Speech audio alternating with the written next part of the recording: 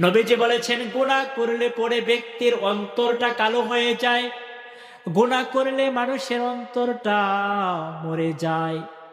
এই জন্য নবীজি বলেছেন আলাইকুম বিমুজালাসাতিল উলামা, হে মানুষ তোমাদের উচিত হলো আলেমদের কাছে যাওয়া, যাদের অন্তরে আল্লাহ তাআলা মারিফত ঢেলে দিয়েছে, যাদের অন্তরের মধ্যে আল্লাহ তাআলা মারিফত দিয়েছেন, হে মুমিন তাদের কাছে যাওয়া, যাওয়ার পরে তাদের হিকমত পূর্ণ কথাগুলো শোনা,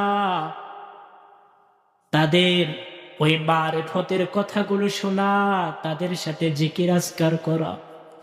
কয়েক করলে কি লাভ হবে হে মুমিন? নবীজি বলেছেন যে ফা ইন্নাল্লাহা তাআলা ইউহয়িল কলবাল মাইতাতা বিনূরিল হিকমা, তাহলে আল্লাহ তাআলা তাদের অন্তরগুলোকে, মৃত অন্তরগুলোকে আল্লাহ তাআলা জিন্দা করে দিবেন।